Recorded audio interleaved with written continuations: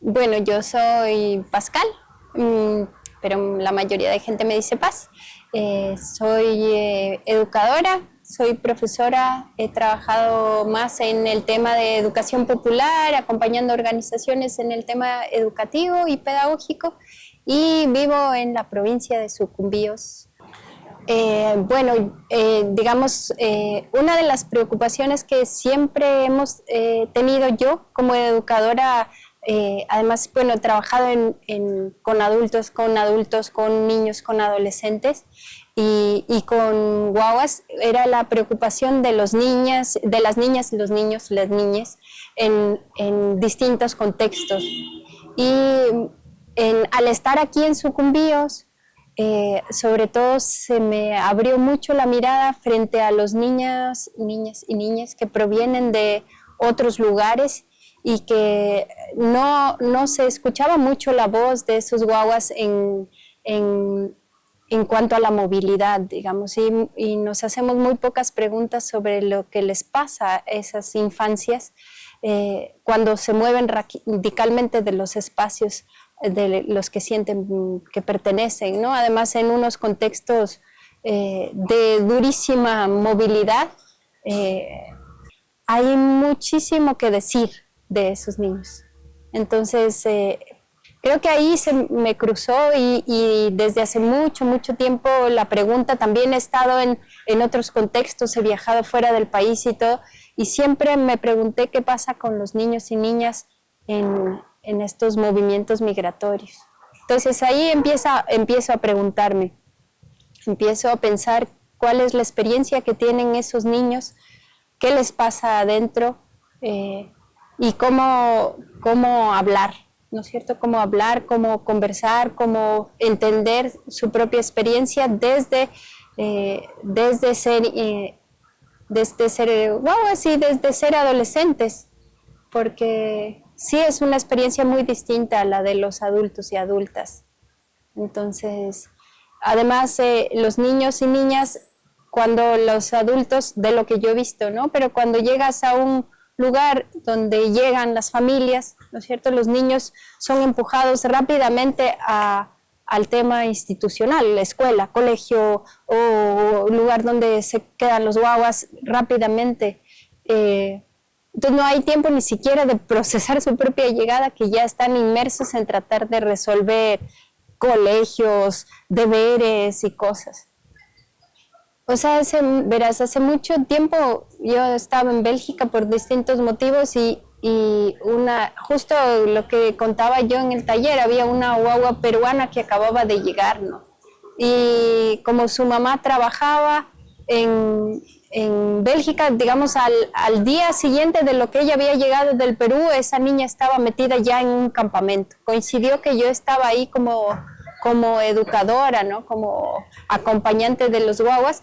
Y claro, al notar ella que yo hablaba castellano, se me pegó. Entonces, porque no hablaba el idioma, porque le era muy difícil. Y entonces yo conversando con ella, le dije, bueno, ¿cómo estás? ¿Cómo te sientes? Acabas de llegar, ¿no? Y ella dijo, me duele el corazón, me duele el corazón. Esa guagua no tenía ni 7 años. Y para mí fue un sacudón porque uno dice, pucha, estos guaguas están... Después, bueno, trabajé en lugares aquí donde los guaguas, más bien muchos de los niños, niñas se habían quedado, sus familias habían migrado a Estados Unidos o a España. Estuvimos en Loja o Cantón Sosoranga, por ahí, y los guaguas sufrían hartísimo la ausencia de sus familias. A veces por una ausencia, digamos, como verdad, así que un nexo con su mamá o con su papá, y muchas veces también por una construcción social de la ausencia de, por ejemplo, el padre, que no había estado muy presente, pero que, entonces sí había muchísima tristeza en esos guaguas del tema de movilidad. Los guaguas, por ejemplo, muchos casos de los guaguas tenían dificultades en el tema comunicativo o del lenguaje. les iba mal en las escuelas, no encontraban lugar de pertenencia, ¿no? Y después también cuando otros guaguas llegan, yo me imagino también como guaguas que vienen de afuera, de Venezuela o de Colombia, esa dificultad de encontrar un vínculo cultural con el país y de tener que, o sea, que desarrollar rápidamente unas formas culturales de las que no estás acostumbrado para poder encajar, es bien difícil. Y yo creo que no hay que pensar que eso está dado por hecho. O sea, yo creo que los niños necesitan explicaciones sobre las cosas. O sea, necesitan que se les cuenten las cosas, que se les diga que va a ser distinto, que se les diga que allá la gente hace de otra manera a la que estás acostumbrado y que los guaguas vayan adquiriendo herramientas también que les permitan entender las cosas con tranquilidad y distancia también y no sufrirlas tanto, porque sí, porque tú vas a las escuelas, por ejemplo, donde van los guaguas, aparte de todas las trabas que tenemos en las escuelas ecuatorianas de racismo y demás, pero la xenofobia está presente en los profesores, los niños sufren esa xenofobia, pero además son acusados, por ejemplo, de hablar alto, y yo decía, pero es que son caribeños, o sea, su forma cultural es esa.